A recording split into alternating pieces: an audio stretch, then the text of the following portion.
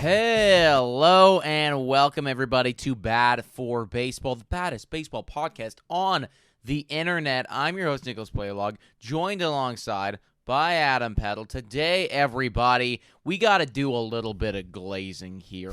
The Arizona Diamondbacks, who I want to make it very clear, I have not necessarily hated on or really loved all season long, but I know for sure that you've been a bit of a negative Nancy in terms of the Arizona Diamondbacks. I would say I have been, critical of them because of last year. I was like, okay, 84-win team. They improved a little bit this offseason. Then they were off to a kind of mid-start. They were below 500 at one point. And I was like, all right, guys, I think we're a little bit too high on them, but I will say they're proving me wrong right now, and I love it when they prove me wrong. I love it when anybody proves me wrong anytime I come out with a hard fact. All right, we're going to see a little backpedaling in this one, folks, because they are doing very, very good. On top of that, Shohei Ohtani continues to make history. What is his legacy going to look like? How many rings is he going to end up with when this thing is all said and done? And a lot of other stuff going on here. Danny Jansen about to play for two teams. That's going to be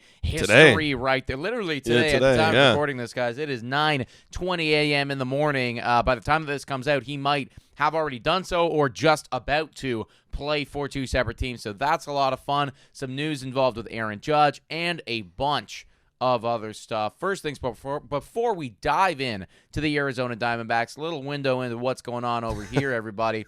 Bachelor weekend. The boys got after it. The golf was good. Oh, so good. Or bad, depending on how you look at it. It was both good, shot but over 100. Very difficult course. Very difficult course. Yeah, let's just, I guess, give the people a little info on the weekend as a whole, and then how you're feeling at 9:20 a.m. on a Monday morning. Bro, so we're both 26 years old, and we're at that point now in our lives, if anyone can relate to this, the hangovers are now going into day twos. Like, if you have a big weekend, and we just had one back-to-back days, if you had that big of a weekend, day two on Monday, we didn't drink it all yesterday. We're recovering. We're doing our best. Still feeling it. Yeah. I still feel dehydrated and tired, and I'm thinking, damn, this sucks. It almost feels like a little bit of like a sick feling. I'm sick. My immune system was low. Yes, yeah, exactly. Like I feel like I could have a minor cold right now. It really is just the worst, everybody. I mean, the older that we get, the better that we got to take care of our body. But hopefully our guys don't get divorced or anything like that. So it's one bachelor party. That's it. Yeah. We got after it, and that's gonna be the end. Again, more insider information. That was back-to-back weekends of two different bachelor parties, guys. Yeah. So holy crap. No, it's a quiet weekend incoming for me, I think. Oh, I know. Oh, it's Labor Day weekend. I don't know if you're doing anything Labor Day weekend. And then it's football Sunday, the following one. So shout out to our football fans. I mean, that's going to be fun. So, Well, that's what I mean, right? Okay. No rest yet. Labor weekend, regardless, I can't be getting after it like I got after it last weekend because of football coming up a week after that. And I got to save the energy for that when the time comes. Electrolytes and a lot of electrolytes. That's going to be my go-to drink. No. For the next week or so. 100%, dude. Let's transition and talk about a team that is getting after it right now. Arizona Diamondbacks. They are just stunning baseball. Literally stunning baseball. Yep. I'm a little bit shocked at the level of play that they're performing at right now. But let me give you guys a couple numbers. First things first, over this weekend, while we were getting hammered on the golf course, these guys were handing it to the Boston Red Sox. They go and get a sweep against them. So that's something to note. Boston definitely not a walkover team, so, definitely putting in work right there. And then looking at the past month right here, the past 30 days of baseball for the Arizona Diamondbacks, offensively speaking, it's nuts, everybody. They got a 291 batting average. That's first in baseball. They got a 369 on-base percentage. That's first in baseball. They got a 515 slugging. Hey, spoiler, that's first in baseball. And then, of course, being first in all those categories means that you are also going to be first in OPS, and they are far in front with an 884 LPS. That is in the last month of baseball. Offensively speaking, we are cooking with gasoline. Yeah, we are, man. And I want to point out some guys that are on this Arizona Diamondback team. You know how Corbin Carroll was sucking? Oh, I know. He ain't sucking no more. That OPS is almost at 1,000 in the last month. Ketel Marte is like having an MVP type season right now. He's been just absolutely cooking as well. He has 8 home runs. Where'd that come from, Ketel Marte, in the last 30 days? Eugenio Suarez, like literally everybody. Eugenio Suarez is a 985. So does Jake McCarthy, a 985 OPS. Oh, Jock Peterson, they're signing in this offseason, 1.133 OPS. Yeah. Oh, Josh Bell, who they signed, he's kind of one of the worst guys on this team with an 806 OPS. And then this guy I've never heard of in my life, Adrian Del Castillo, 44 at-bats. He's cooking 1.011. That is their backup catcher that took over for Gabriel Moreno, got hurt for a little bit, but even Gabriel Moreno came back. Even he came back and started doing good. So across the board, when you're putting up offensive numbers like that, you're gonna just absolutely destroy teams. And you know they swept the Boston Red Sox. What's most interesting about this for me is it's the amount of dominance. So going back 2 weeks ago, they sweep the Phillies, they sweep the Rockies. Then they go to the Tampa Bay. They go to the Trop. They get swept by the Rays. They go, hold on. Let's get back to business. And they sweep the Marlins and then sweep the Red Sox. Right. That's unreal baseball. Yeah. It's stupid. And I will say I'm sorry for not believing in the talent. I mean, they're all getting hot at the right time. Well, and that's what happened to them last year. They all got hot at the right time. I was just going to bring that up, right? I mean, like, I feel like I've kind of seen this movie before. Right. And this year, I mean, the difference between this year and last year is they're not going to finish with 84 wins this year, right? No. Like, if they keep playing at the level of play that they're playing at right now, they might even, fuck around and make a play for the division, Like, if they keep going like this, there is enough time to do that, which would just be absolutely insane. I do still think that the LA Dodgers, being the LA Dodgers, will be able to hold on, but it's getting tight. It's getting very, very close, and they're taking that next step, right? It's like we saw it last year. You got hot at the right time. You got some magic in a bottle. This year, you were kind of flirting around that. Oh, are we competitive? We're not competitive. And then you got really hot again, and you're going to end up with, potentially, 90-plus wins at this rate. So the Arizona Diamondbacks, they've just, I don't know actually what it is that they figured out, but it's clear that they figured something out, because you're absolutely right. When you look at some of these players like a Corbin Carroll, like Eugenio Suarez, I mean, I picked up Eugenio Suarez in fantasy, he's gotta be unreal. and that's ridiculous, man. In the first half of the year, this guy had a 668 OPS. Right. In the second half, now he's at 942. Yeah. And I'm sure you could say the exact same thing about Corbin Carroll and about many of these other players. Like, the second that All-Star break broke, it was, oh my God, like, here we are again. The mission is clear. We're doing what we did in 2023. Yeah, and look, I'm not trying to take anything away from them. Super exciting stuff right now. I mean, literally, I was laughing. I looked at their record. I'm like, how the hell did they get 75 wins? Right. It felt like 2 weeks ago we were just talking about them, and it was like, because it was them and the Padres kind of in the same category, in terms of wins, losses. They're still together. Like, they're both, like, pretty hot teams. But, like, wow, they jumped off the page. Now, the one thing, again, not trying to take anything away from them, but the pitching's been mid. Pitching's been very mid. But when you're just destroying it first in all these categories, like, you're going to win games. So they need to get the pitching going, because eventually the bats are going to cool off. They're gonna cool off. So I agree with you on that standpoint. I do. But at the same point, I guess I would push back, and I would say, like, I don't think that's their win con. It's like that's not their win. That's not how they win games. Yeah, it's like for them, it's like, the Milwaukee Brewers, like, it's like almost like if they don't have their pitching, like, who are they? What are we doing here? The Arizona Diamondbacks win condition is what we're seeing right now. Like, I don't think that they win the World Series unless their bats are performing at the level that we're seeing right now. I would also say they don't win the World Series unless they get good pitching, because pitching again in postseason, man, it really, if you have one bad game, bad start, they got Jordan Montgomery, like, if he's having a bad start in there and they have to play him, it's like that's gonna really hurt. But their bats have got to be hot. They run into hot pitching, then they'll get cooled off. I do hear you, man. But again, like, when I look at that 884 OPS over the past month, that's not a week, that's not 50 days, that's a whole month, and you can bring it all the way back to the second half too. If you're performing at that level, like, you've obviously run in to good pitchers in that time frame. Probably. You've obviously run into some totally. good guys like during that time frame, and you've been able to handle them. You've been able to manhandle them. So, like, again, it is very unlikely that they're going to continue to perform at this caliber because this is fucking numbers are going off the charts. But if you do, like, this is your win condition to win the World Series. I will agree in a sense where, I think last year was kind of the first year in a while where we saw a team win the World Series and they didn't have the best pitching. Like, they kind of just, like, their bullpen, Texas Rangers I'm talking about, of course, their bullpen got hot at the right time. Yes. So, and their offense was just an absolute juggernaut, as we all saw last year. So, if they could just get hot while they're hot, I mean, that's how anybody wins the World Series, right? Everything's got to be clicking. So, they got one part of their game absolutely going nuclear. Let's see that back half, and let's hope we'll get some better starts from some more depth of their guys. I do want. I'm just going to take a quick look right now. I want to see. So I'm going back to 2023 because again, like Arizona has been here before. Right. Was their pitching good in that run? I can't actually remember. I'm going to take a look right now. I'm going to select the split going into. Let's take a look at. Let's take a look at. Yeah. Can I see? Or maybe let me look at September. To see where they were at in September. In September, their pitching was better than they are right now. They were ranked 8th in baseball. So that's, that's a little bit better right there. Let's take a look at October now, see what you were doing in the postseason. Probably a weird ranking because there's like now so many teams. Where were they amongst postseason teams? 24th. Oh, yeah. They're only 0-1 here. So, they must not be classifying. Only the regular season. Yeah, only the regular season. They have a postseason. Regular season.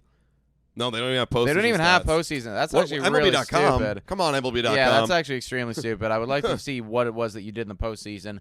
Okay, well, they were definitely but they were definitely better. They were. At the very least, September. I'm not sure what they were doing before then, but a little bit better. Yeah, okay, I like it. A little bit better.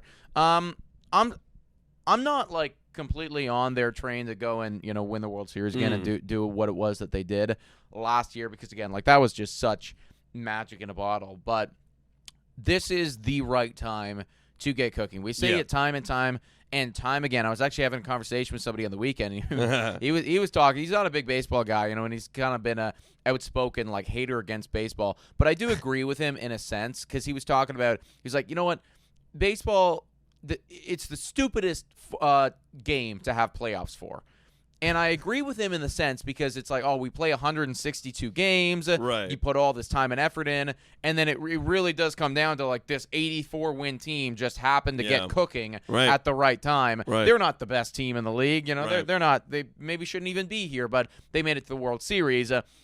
But he's right in the sense of it is just the hottest team will go. The hottest team will go. If you are cooking with gas like they're doing right now, if you can keep doing it for the remaining month, because we got a month left of baseball, effectively. Like, just a month, 5 weeks, basically. 5 weeks of regular season baseball. That's not a lot of time.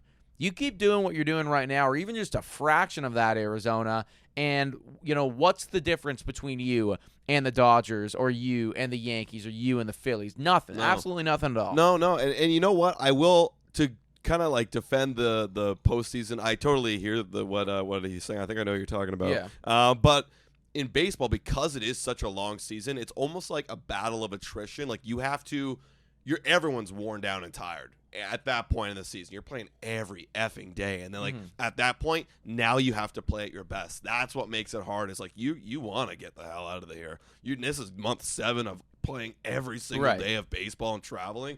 That's what makes it hard. So it's like you got to be just at your best when you're at your worst. I mean, a lot of postseasons like that, anyways. But especially baseball, how grueling it is. No, I certainly hear that, man. I mean, again, like I know it's not easy. I know it's not easy. If it's easy, we'd be doing it. Exactly. We wouldn't be talking here. It is not easy in the slightest. And again, like, there's something to be said for coming up in those clutch moments. And again, we'll see it if you do it again in year 2, then I think that your identity now as the Arizona Diamondbacks is like, when the lights are bright, you do fucking shine. Yeah. And that can't be said for every team. We outlast everybody. Yeah. Yeah, we're just going to outlast you. Like, our endurance is better than your endurance. You might win 102 games in the regular season, but when it's game 1 66 of 162. It's an hour in the postseason. We're still playing at 100%. Yeah. You guys are cooling off. And there is something to be said for that, because there's narrative surrounding so many other teams, right? I mean, I think the New York Yankees, even though they are playing incredible baseball right now, if we run into the Houston Astros, we turn into a fucking, we're done in the playoff. Dude, we can't handle it. Actually, squaring up right now, Yankees versus Astros. I'm taking Astros. You have to. If we're talking about hottest teams in baseball, like that team is like just knows when to get hot at the right time. They're again they are. I would argue maybe the second hottest team in baseball. Right now. They are 5-5 in their last 10, but prior to this weekend, they were cooking with gasoline as well, man. I actually got a stat here. This was crazy. So they started off the year 7-19. Since then, 62-39. That's nuts. That's insane. you think about 62-39. There's some teams that don't have 62 wins right now. They did it in that without a whole month. Attributing to that, man. I mean, the Houston Astros are inevitable. They will just continue to do it time and time again. I actually made a video on a completely separate channel, but talking about Josh Miller is. Oh, yeah, the pitching coach. I think I brought this guy up to you. He's the pitching coach over there for the Houston Astros. That guy knows ball. We talked about him on our Yusei Kikuchi podcast. Yeah. We were just glazing him up. I mean, he's doing a great job. Seriously, man, that guy knows ball. And it's so simple because we've talked about it. It's simple. I hate when obviously we're Jays fans. Everyone knows this at this point. But it's I hate when we overcomplicate shit. When you don't need to, it was for Yusei Kikuchi, it was we're just going to throw your change it more in your slider. Yeah. And it's great. Those work and you're being better. 100%. It's that simple. Yeah, and the Houston Astros, kind of to circle back to that, what's your identity as a team and all that shit. I mean, they're obviously, they're winners. They turn it on when you need to turn it on, and they don't get away from their game like some other teams do. You brought up the Toronto Blue Jays there.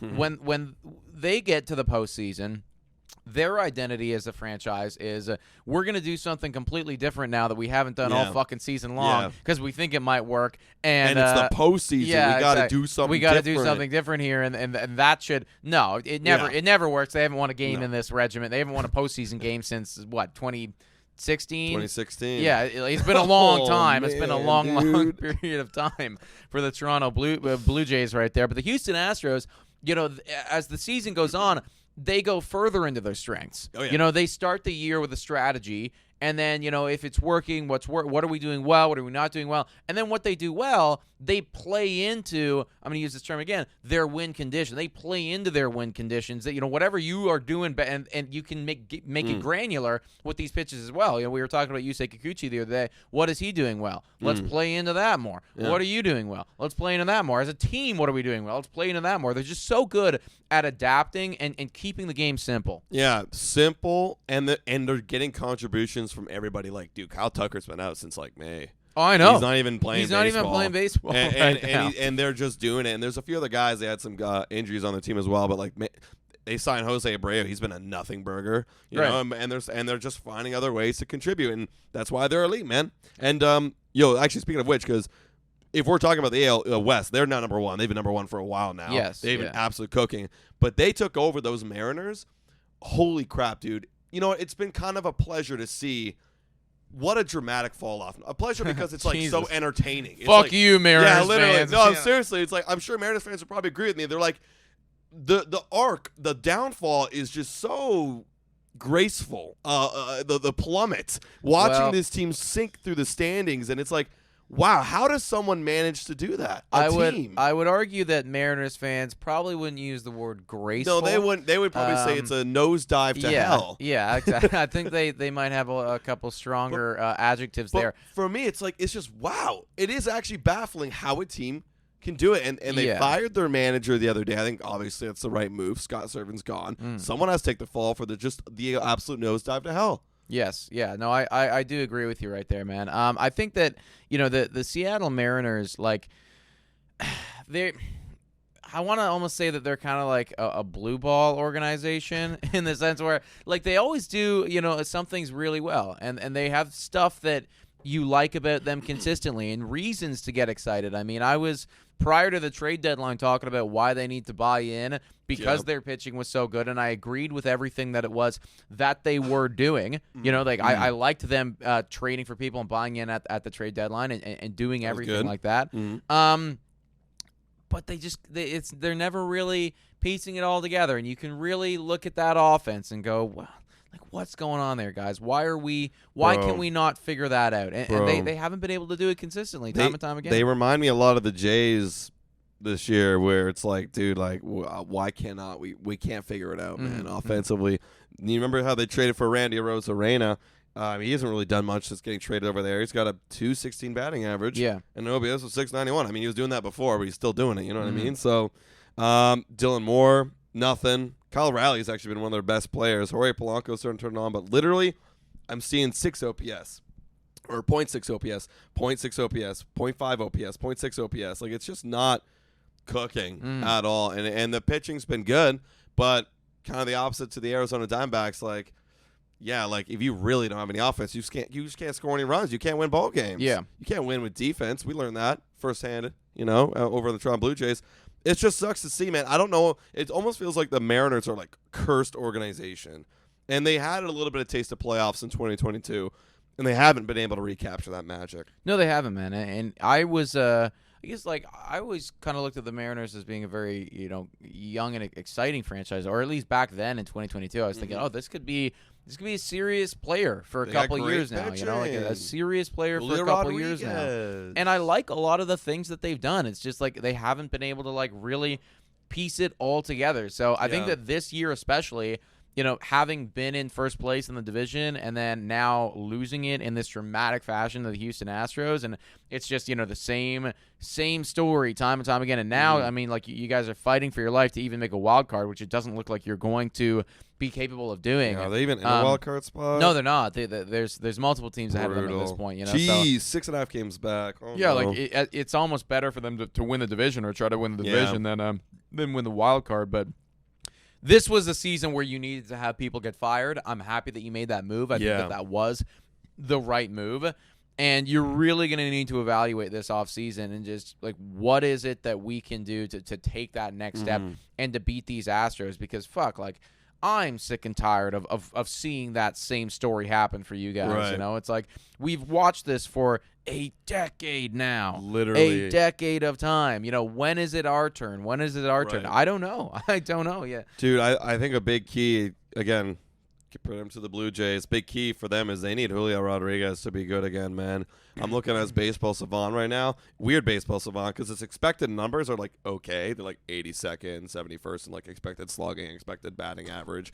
But he's not squaring up the baseball. He's chasing a crap load. He's striking out a lot. He's not walking. He's got great bat speed and hitting the ball hard, but it's just it's not really adding up. It's expected to be better, but it's not just adding up. I think it's because he's taken away a lot of his at-bats with clearly swinging and missing at pitches out of the zone. But I think again, Mariners fans, if you're here, correct me of what you've seen from Julio, but this looks like a classic guy of I need to be him because no one else is doing it, and I'm regarded as him here in Seattle, and I need to go try harder. I would also argue as well, and I'm not even really familiar with what their staff looks like, but I'm sure that there's got to be an element of, our hitting coaches are not for sure. Great I think they fired their hitting coach this year earlier. Keep firing. Going, man. Keep cutting them down, man. Because again, like Julio Rodriguez is a player who I am certain on the Houston Astros or on the LA Dodgers or on the Arizona Diamondbacks, you're gonna go nuclear. Like that's the level of talent that he brings, and I'm still convinced. I'm still bought in on what Julio Rodriguez can do on the baseball field. Like I really do believe that like he is gonna be a star in this league one day. But I think that the Mariners' way of going about playing baseball is one that is extremely successful for starting pitching, and is the complete opposite for your hitters, and they gotta find out a way to maximize what they can get out of those bats. Bro, I thought it was so funny too. What it's the cancer within the organization when they get rid of Suarez and Teoscar Hernandez. Why? Because we want to cut down on our strikeouts. yet they're first by a mile in strikeouts this year. So clearly it wasn't Suarez, it wasn't Hernandez. Great, they both strike out a lot, but clearly there's a problem within how you're approaching the game here. Yeah, there's a problem. You know, and I mean, you're thinking about Suarez and thinking about Hernandez. We've already talked about those two guys. Great. Those two guys are doing really good right now on other teams. And sure, I'm pretty sure Teoscar Hernandez is third in baseball in strikeouts. He is, but it doesn't matter. He's great. He's also top 10 in RBIs, if I'm not mistaken. Exactly. He's kind of getting it done over there. It doesn't matter, right? It literally doesn't matter. So, yeah, he's fourth in baseball. Suarez, I don't even know where he is up here. No, he's 20th. So, sure. Doesn't matter. I don't care. Score runs. Yes. That's the name of the game. Yeah, exactly, right. So, Seattle, figure it out, guys. You guys have got to just get freaking better. Somebody who is continuously getting better day in and day out, Shohei Ohtani. You got to give the hats off. You got to give a tip of the cap to Shohei Ohtani for joining in to the 40-40 club. Fun note right here, Jose Siri tossed the 40-40 ball, I think unknowingly. Oh, shit. The home run ball. Yeah. You know, because it was a home run and then bounced back. Yeah. And then he just picked it up and he like literally in the same motion threw it back in. Did he get the ball back? I don't actually know. I'm not shoot. sure. I know that like the fans, once it went in there, like lost their fucking minds. And it was like, I'm running. Everybody's like jumping at it right there. And the guy who got it, I don't even know if he knew what it meant. But like he was like very excited to have that baseball. You know, I'm negotiating the crap out of that. They always guilt trip you when I've heard stories. They just guilt trip the crap out of you to give up the ball. Don't care. Look, I have it. I want to negotiate something. Like I'll give it to you, but if you give me something in almost equivalent value, I know it'll never be because that ball will probably be like $100,000. Well, that's like here's the thing. I'm not fucking giving it to you. You know, like I want market value. Yeah. You know? I want legitimate. Like, dude. What would you trade it off for? Like realistically, what they could offer you? Would you get like? I want season tickets for life. That's the kind of shit. No, I'm not. You wouldn't want season tickets for life? Well, here's the thing, man. That's Shohei Ohtani's 40-40 ball within his first year with the LA Dodgers. There is some rich-ass fucking diehard Japanese baseball billionaire over there who's looking at that baseball and going, oh, that's going to look real nice in my collection for $250,000. Right. So I'm going to negotiate with that guy first, and if his price is $250, then your price is $251. Yeah. It's as simple as that for me. That'd be such an amazing story. Like hearing that negotiation, like like maybe the guy like talks to the media, like the fan, like hey, I have all the power, guys. Like, yeah, I would legitimately like take that ball. The second that it's caught, I am running out of the stadium as fast as I can. Yeah. And then the first thing I do when I get home is I post a video on social media, all over social media. I have your ball, This is the ball. I can prove it based on I show the video. Yeah. There's me catching the baseball. This is your baseball. This is my email. Somebody email me the price. Oh my God, it'd be hilarious. But honestly, going back to Ohtani, dude, just awesome to see him do that 40-40. I think he's the fifth player or fifth Dodger in history to do the 40-40. Is that the case? Yeah, I think so. There's not a lot of people that have done that before, man. Not a lot. Yo, also, other note on Ohtani, I saw this morning through a bullpen. I did see that. He's getting back into form, man. He's getting back into form. That is so exciting if you're an LA Dodgers fan. The fact that and also too, I mean, the fact that like he's literally 40-40 right now, having what is going to be another MVP season in what is a World Series kind of a potential run here with the LA Dodgers. And this guy's, still focusing on getting back out there on the mound. Like, I'm not even thinking about that if I'm him. No. But, again, that's why I'm not Shohei fucking Ohtani. I also think the Dodgers really – I don't think he's going to pitch this year, of course. No, he won't. But I think they really could use him, man. I was looking at their, depth, chart, or the starters. Dude, this does not look like a classic Dodgers rotation. Kershaw's back. He's been pretty decent. Obviously, they traded for Jack Flaherty. He's been good this year. But, dude, Walker – Buehler. Oh my goodness. He's got a 6.09 ERA in 10 starts, and he actually made a comment recently saying how, I'm kind of paraphrasing that, I am not looking forward to free agency. This is going to be awful because he's going to be a free agent soon. He's been so bad. Yeah. Dude, Bobby Miller, who everyone was really high on, and so was I high on him, in 9 starts, he's been hurt a lot, but 7.49 ERA. Like, what's going on there? Gavin Stone, who I'm not too familiar with, he's actually doing pretty decent, 3.33. But they have so many guys on the injured list. Yamamoto's been gone for a while. Gonsolin's been gone for a while. Reverend Ryan's gone. All 60-day IL. Tyler Glasnow's on the IL.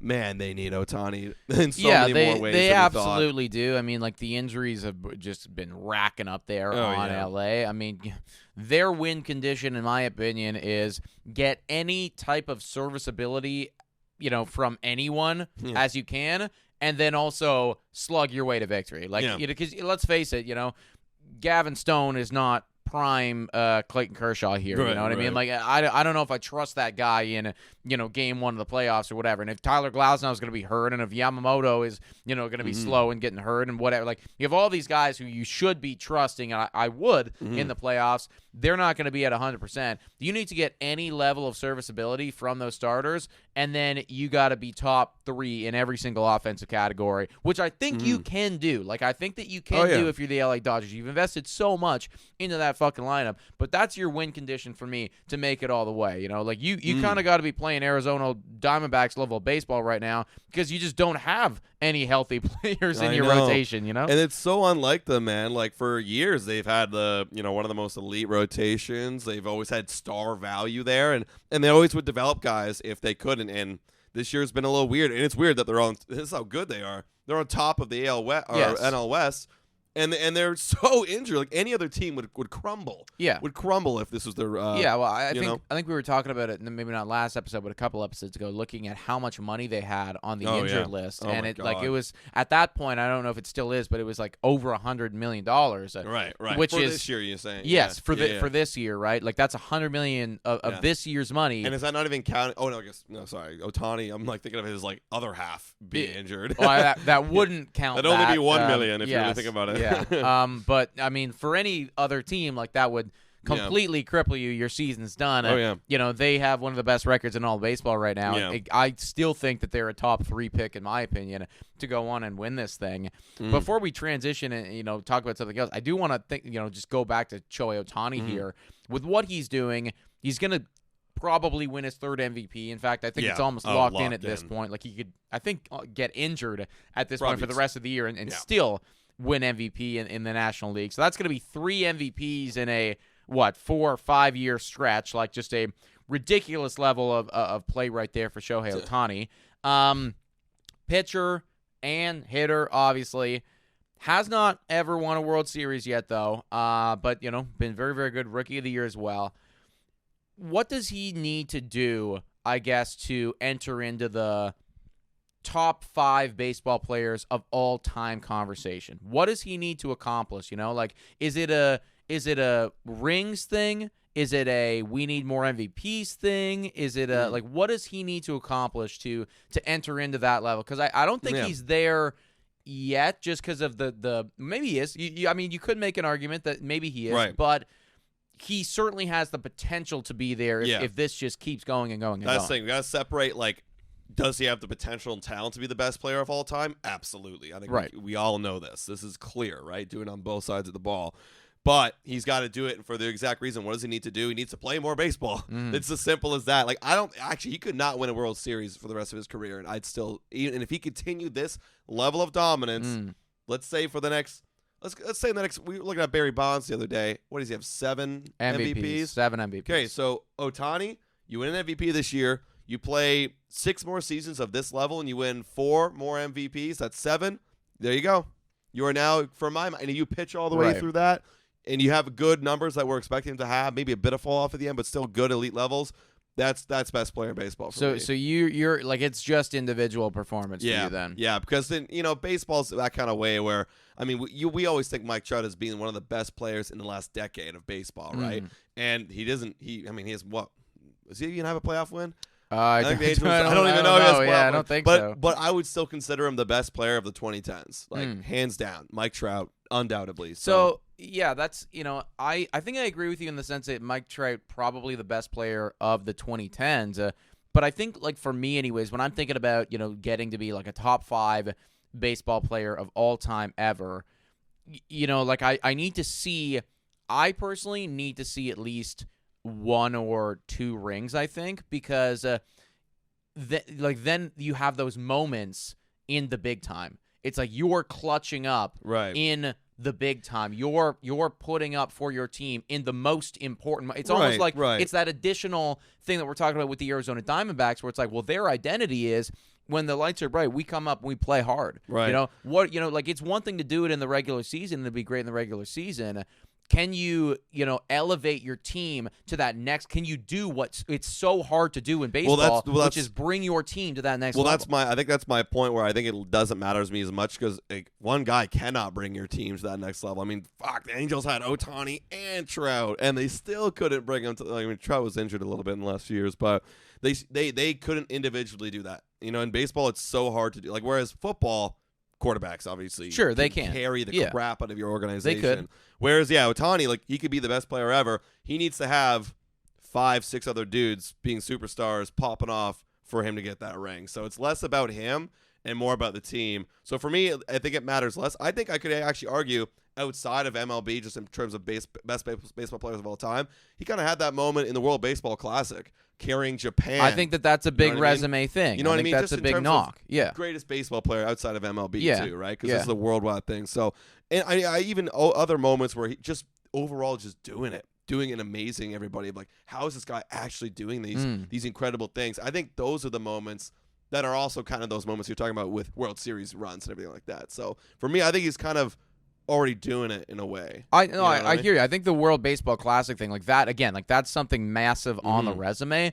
I just think back to, and again, like it's a different era and shit, but like you look at somebody like a Babe Ruth, who I got a list of the top 10 baseball players of all time. You can debate it. They have Babe Ruth at number 1, and that's totally valid, I think. Yeah. But there's rings there, you know what I mean? Like there's great Giants team when he was there, right? I mean, of course, like he was on an incredible, organization and everything like that, but there's rings, And I think that like Babe Ruth is the closest kind of comparison to Shohei Ohtani, It's like you did both. So for me, it's like if you're going to overtake that guy, and I understand it's a different generation and everything like that, clearly the talent is individually there. For me to lock in like the greatest baseball player of all time, I want it to be like, okay, like you also have that on your, like you got to have everything on your resume to be like, you did this, you won the MVP, you won the World Baseball Classic, you the NLCS MVP, as well as, a World Series. It's like there's not a single thing on the resume that's missing, Right. No, I hear what you're saying, but if let me ask you then, if Ohtani did go on and win, let's say 8 MVPs when it's all said and done, right? He's 40 years old. Clearly, like this is the greatest individual performance of a player we've ever seen in the last 100 years, but he hasn't won a ring. You'd still give him that though. You'd still give him that. Well, he's certainly in the top 5. Because right now, like on this list, again, you can debate it all you want. Yeah. They got Barry Bonds at 3.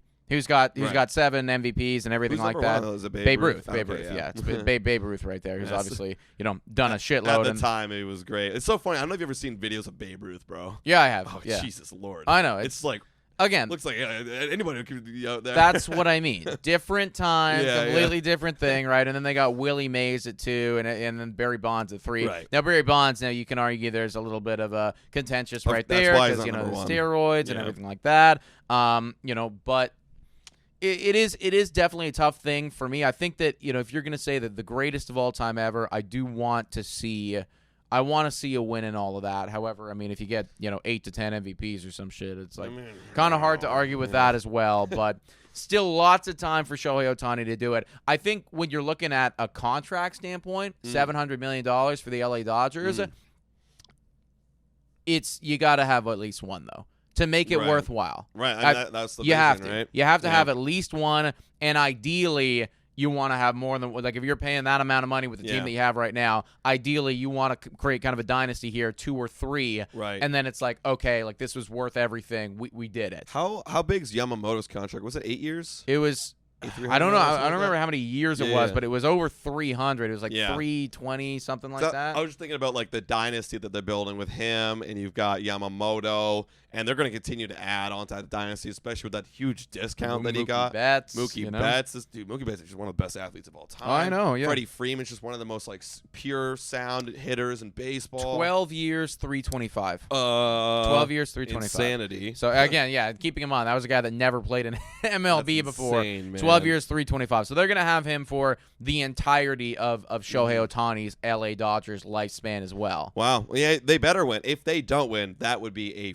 failure, because then afterwards you got to pay the, what is it, $680 left million? Yes, yeah. That's what I mean. For them, it's you need to win at minimum one. And I really think to make this all a success, you're looking to be a dynasty here and win 2 or 3, right? Yeah. And if you do that, if you win 2 or 3 World Series and Shohei Ohtani tacks on another MVP or 2, like if he finishes with 4 MVPs and 2 or 3 rings and maybe the NLCS MVP one time or some shit like that, I think we can start having the conversation of greatest baseball player of all time. And if he does that this year, then we're at the very least talking about the greatest 5-year stretch of all time. Dude, I think we're talking about the crazy. Again, I don't know if we're at the greatest player of all time, but it was a fucking incredible stretch that he's on right now. That's Shohei Ohtani. He's amazing.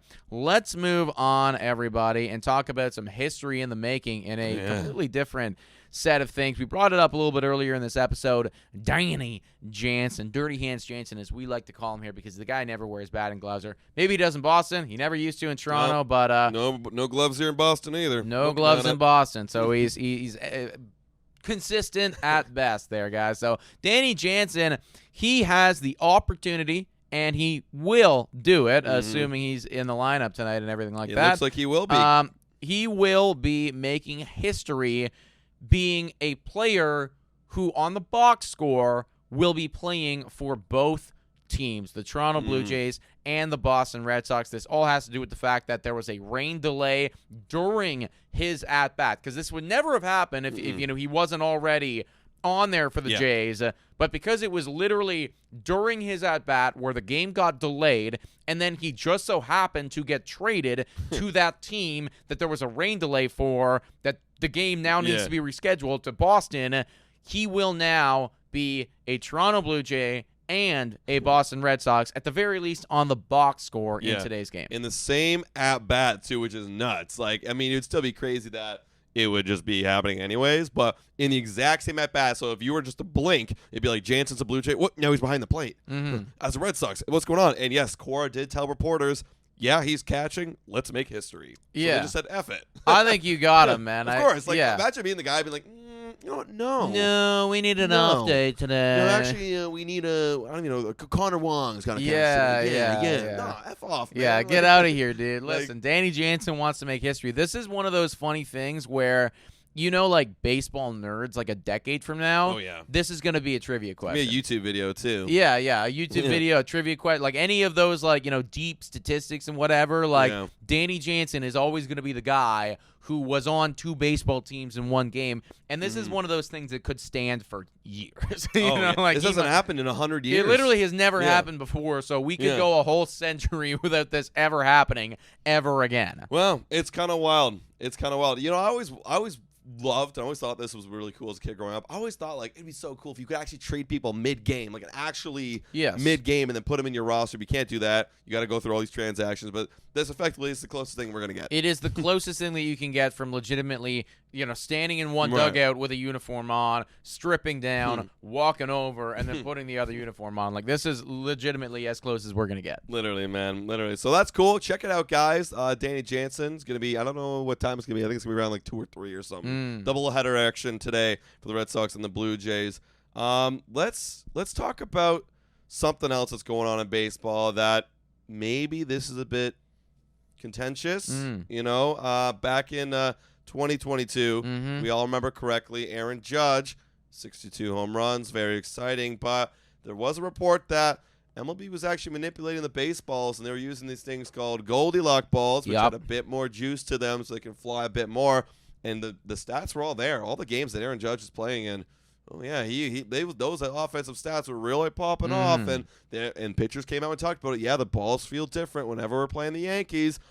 Could this be happening again? Because he's doing unreal stuff again this year, and could potentially break that number again this year. Well, just to remind everybody how incredible Aaron Judge has been, and I want to make this very clear. This is not a slight to Aaron Judge, all right? Aaron Judge, he just fucking shows up to the ballpark and he hits whatever's being thrown at him. You know, if you had a bowling ball there, Aaron Judge would find a way to hit that thing 400 feet because that's just how incredible he is. He's batting .333. The guy's got 51 bombs, 122 ribbies, an on base of .465, a slugging. This is crazy. Yeah. A slugging of .736. That's nuts. That is it. That starts with a 7. Yeah, that's fucking average insane. Players' OPSs. Yes, ridiculous. And the OPS is 1.20 to OPS plus of 230. So he's legitimately almost 2.5 times the average player, just in one guy right there. Aaron Judge is undeniably at this point going to win MVP, as he should. Now, the question is, are there Goldilocks balls going on right now, or is MLB helping him a little bit? And then, if that is the case, like, how do we feel about that? You know what I mean? It's like you look back at these statistics. I got the chart up right here. Yankees games, so these Goldilocks balls, they weren't given to the Yankees until August and then September. And last year? For 2022. Okay, yeah, for 2022. So in June, it was just in commemorative games. Then in July, this is 2022, it was just in the All-Star weekend.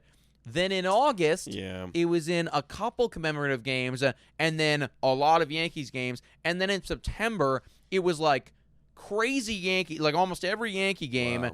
and then like one or two, commemorative games other than that. But that was it. Wow. That was legitimately it, right? So, clearly MLB in that season said to themselves, wow, we got a chance to witness something historic right now. Maybe we give them a little nudge, wink, wink, help them out a little bit. You got to wonder if it's happening again, and does that take anything away from what it is that he is doing here? Because I was going to ask, is this good or is this bad for baseball? I think there's arguments for both, but let's first start with that question right there, Nick.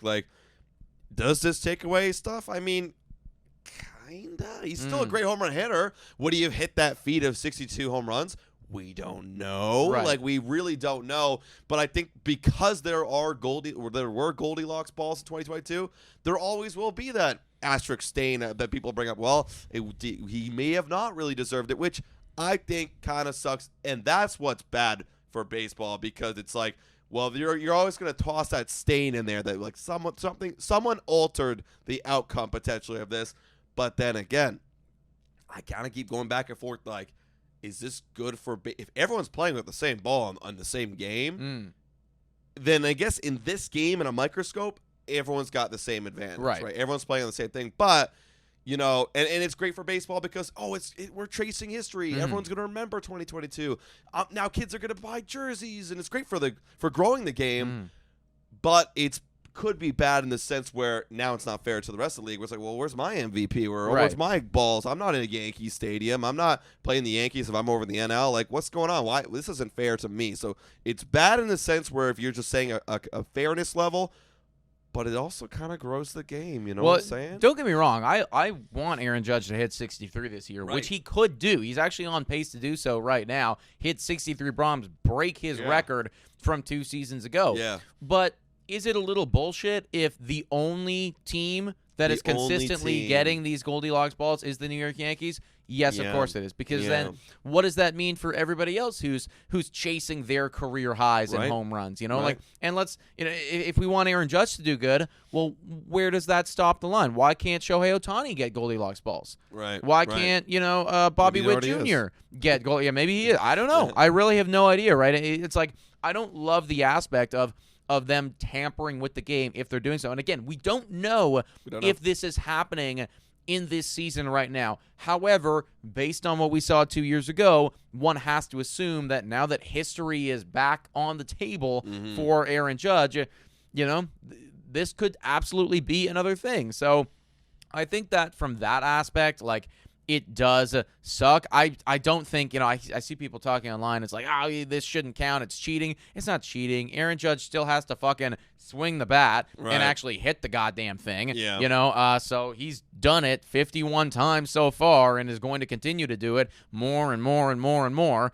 But I don't love that aspect if MLB is kind of, already like, manipulating the game a little bit, because you already get those conversations of, well, he's in Yankee Stadium and that's, already super easy and whatever. You know what's funny? Actually, Yankee Stadium doesn't help Aaron Judge that much. I know. You actually look at the Baseball Savant page. Yeah. It actually doesn't help him that much. I wanted to throw that out there because a lot of people make that argument.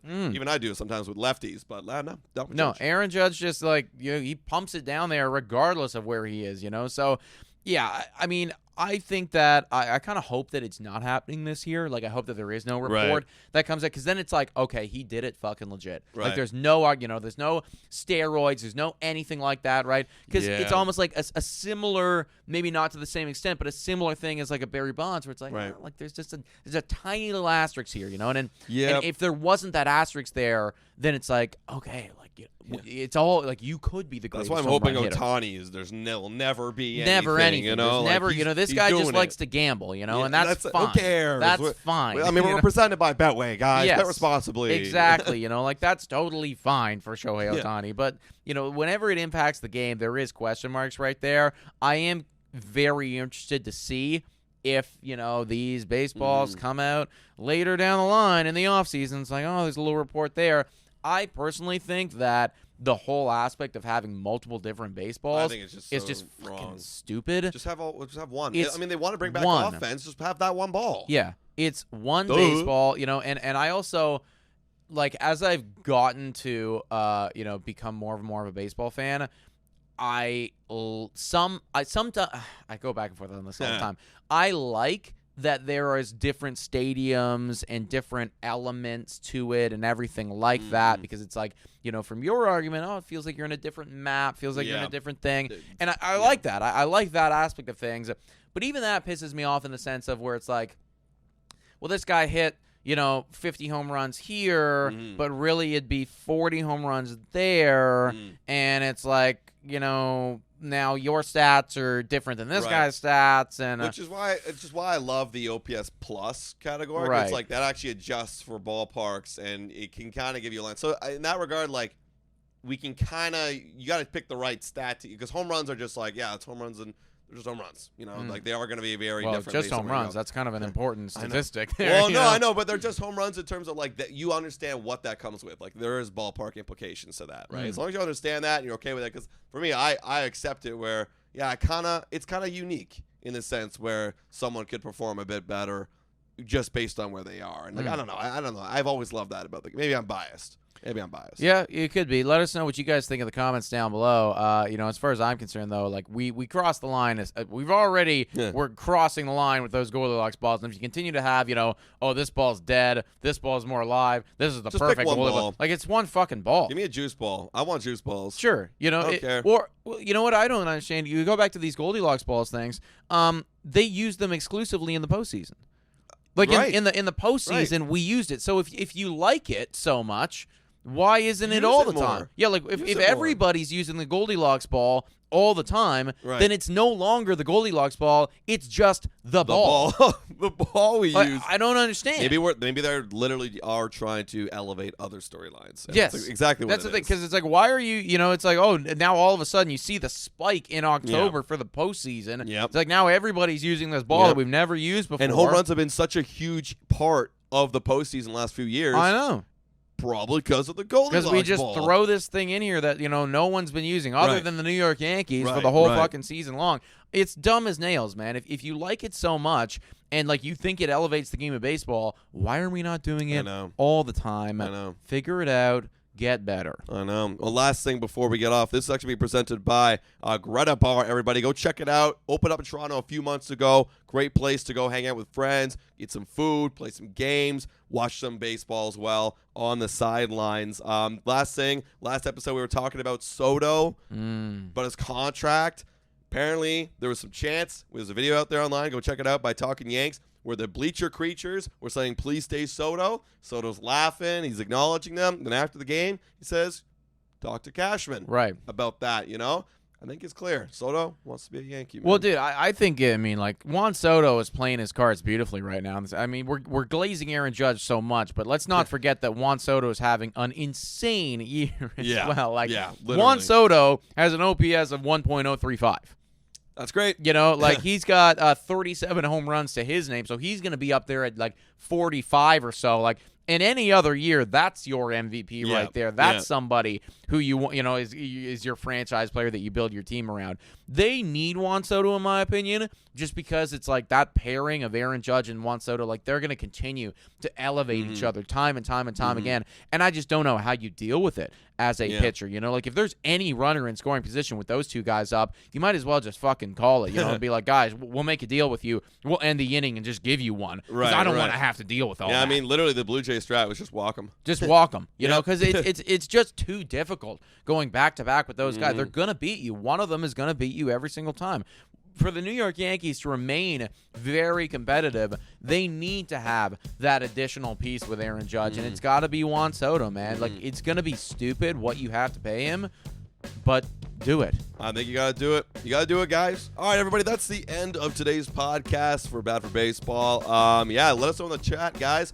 What do you think about all this good stuff going on? 40-40 Ohtani. Is he the best player in baseball? Are we going to get there? And let us know about those Arizona Diamondbacks. Are you on the train? Hottest team in baseball? Let us know in those comments. Yeah, guys, thank you so much for watching. Hit that like, smash the subscribe button. We will catch you next time. Cheers.